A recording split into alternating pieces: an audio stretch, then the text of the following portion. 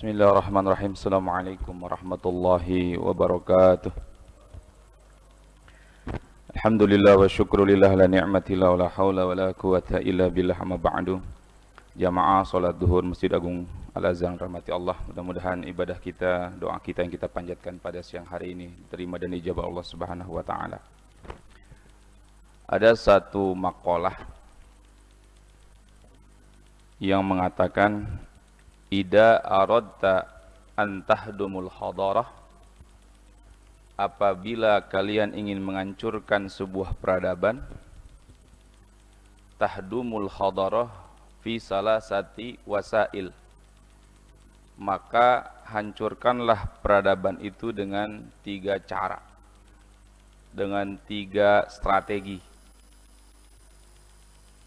Yang pertama, sebuah peradaban akan hancur, kata makalah tersebut, tahdumul usrah. Jadi kalau ingin menghancurkan sebuah peradaban, yang pertama caranya adalah hancurkan keluarga. Karena komponen terkecil dari sebuah bangsa adalah keluarga. Kait tahdumul usrah, tahdumul imra'ah. Supaya hancurnya keluarga, maka hancurkanlah perempuan-perempuannya.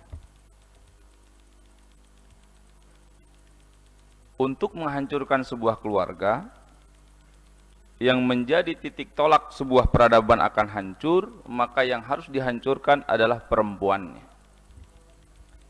Dan saat ini kita harus mewaspadai itu. Karena ketika perempuan dihancurkan, dirusak, mereka akan digiring lebih banyak mempercantik zahir daripada mempercantik batin. Akan lebih sibuk bersolek wajah daripada bersolek hati. Bagaimana tidak sekarang dengan perkembangan zaman, perempuan-perempuan muslimah lebih bangga goyang-goyang, joget-joget, membuka aurat di depan namanya aplikasi TikTok. TikTok ini nggak bisa dibendung, nggak bisa dicegah. Ini bagian daripada teknologi. Tetapi memang ini justru banyak menyerang kaum perempuan. Bagaimana perempuan lebih bangga berdandan, berjoget di depan kamera, dan sejatinya ketika mereka mengupload gaya-gaya mereka itu abadan abada, selamanya. Kalaupun mereka ada yang hijrah, ada taubat, dihapus yang ada di akunnya saja. Dia tidak bisa menghapus akun-akun yang sudah di-share oleh orang lain. Dia tidak bisa menghapus galeri-galeri video-video yang sudah di-share oleh orang lain. Maka bahayanya ini. Yang pertama, perempuan akan disibukkan dengan hanya mempercantik zahir, tidak mempercantik batin. Yang kedua, perempuan akan dihancurkan. Dia akan lebih pede, dia akan lebih bangga manakala tidak mempunyai keturunan.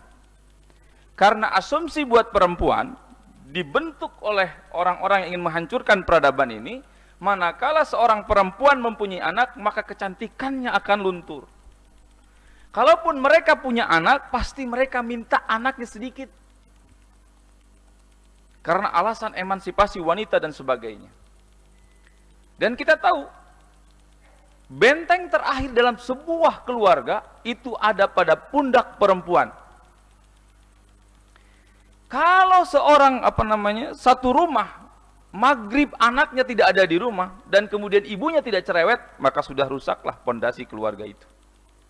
Karena sejatinya siapa yang menegur untuk sholat, siapa yang menegur supaya anaknya pulang, di situ adalah seorang istri, seorang ibu.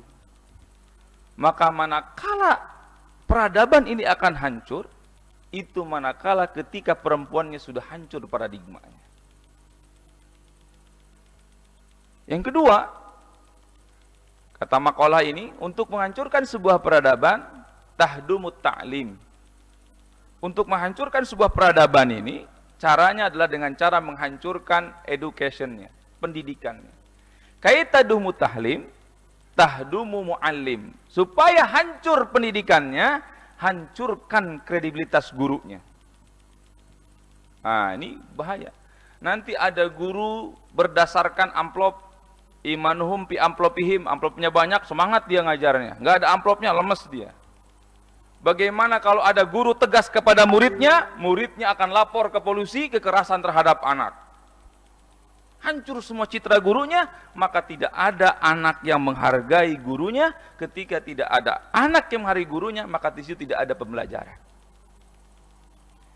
Jadi yang kedua katanya, untuk menghancurkan sebuah peradaban itu, tahdumut ta'lim, hancurkan pendidikannya. Kayak tahdumut ta'lim, tahdumul mu'allim.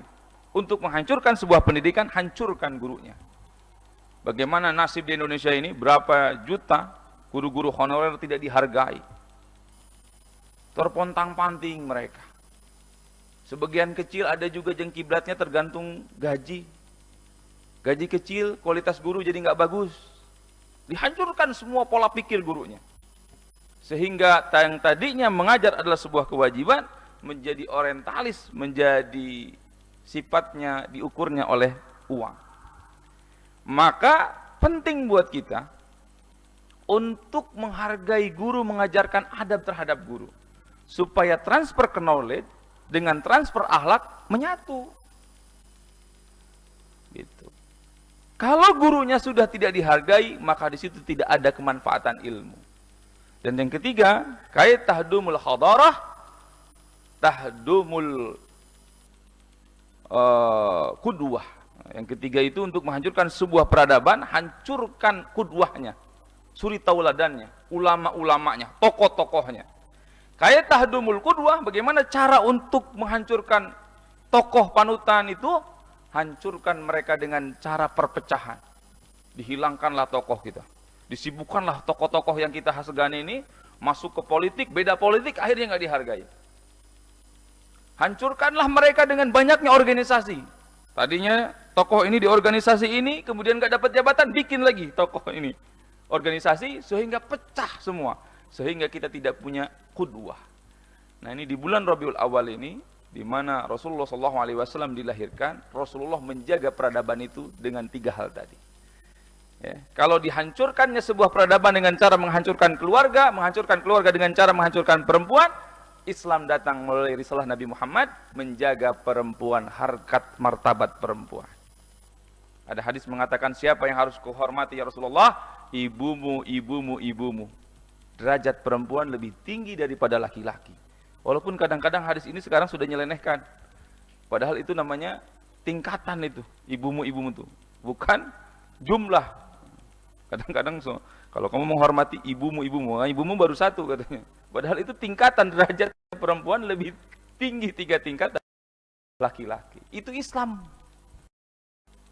Yang kedua, barang siapa yang punya anak perempuan 2 saja, itu jaminannya surga dan terhalang dari api neraka. Itu hadisnya banyak menyatakan bagaimana keunggulan kalau kita punya 2 anak perempuan, kemudian kita mampu mendidiknya, surga jaminan dari Rasulullah SAW. Perempuan diangkat oleh Rasul, ya, supaya apa? Hadarah terjaga, peradaban terjaga. Kemudian kita lihat juga dalam sejarah para nabi, rata-rata istri nabi yang melahirkan anak soleh itu dari istri soleha. Maka penting buat kita untuk memilih pendamping hidup, terutama perempuan ini, dari semenjak kita mau menikah. Karena anak-anak soleh lahir daripada istri-istri soleha. Ya. Nabi Nuh, istrinya durhaka, anaknya durhaka. Nabi Lut, istrinya durhaka, anaknya durhaka. Tapi Nabi Ibrahim, anaknya soleh, istrinya soleha. Karena anak yang soleh relatif lebih cenderung lahir daripada istri soleha. Maka dalam Islam menjunjung tinggi harkat martabat perempuan, karena peradaban itu dijaga oleh perempuan. Maka pertanyaannya dulu banyak, kenapa perempuan ngapain kuliah tinggi-tinggi, ngapain belajar tinggi-tinggi, ngapain nyantren jauh-jauh? Dia lupa bahwa anak yang soleh lahir daripada istri soleha. Dan ini terbukti. Di sekolah-sekolah Al-Azhar sekarang membuka program-program tahfidz, itu relatif anak-anak yang cepat menghafalnya, manakala istri-istrinya atau ibu-ibunya itu menghafal Quran pula. Atau dia pernah belajar agama. Karena yang banyak waktu dengan anak itu adalah ibu, istri kita. Yang kedua, bagaimana Islam menjaga kehormatan guru, muallim. Ya, Sayyidina Ali mengatakan, ana abduman allamani walau biharfin. Aku ini hamba budak bagi seseorang yang mengajarkanku walaupun 1 huruf. Sayyidina Ali mengatakan. Yarfa'illahu alladhina amanu minkum walladhina utul ilma darajah. Islam mengangkat harkat martabat seorang pengajar. Ya. Kemudian ada juga yang menyatakan tentang kul hal yastawil ladina ya'lamuna wal ladina la ya'lamun. Pasti beda orang berilmu dengan orang yang tidak berilmu. Derajat muallim ditinggikan dalam Islam. Nah, ini bulan Rabiul Awal menjadi momentum Rasulullah menjaga peradaban itu. Kemudian yang ketiga, Rasulullah bagaimana menjaga derajat kudwah suri tauladan. Ya, karena Rasulullah sallallahu alaihi wasallam itu laqad kana lakum fi Rasulillahi uswatun hasanah. Rasulullah sendiri itu ketika diturunkan oleh Allah ke muka bumi itu menjadi uswah, menjadi kudwah, menjadi contoh. Ya, dan jangan kita sampai merusak gara-gara beda partai, beda aliran, beda organisasi, kemudian kita kehilangan kudwah, kehilangan tokoh. Maka di mana ada ulama di situ, jagalah ulama itu. Karena kalau semua ulama dihancurkan martabatnya, harkatnya, segala macamnya, maka tidak ada yang menjadi panutan lagi di Indonesia ini. Maka mudah-mudahan di bulan Rabiul Awal ini, ya, kelahiran Nabi membuat kita menjadi teringat betapa pentingnya kita menjaga peradaban ini. Ya, jaga perempuan di antara kita, jaga harga diri guru kita, dan jaga tokoh-tokoh kita. Assalamualaikum warahmatullahi wabarakatuh.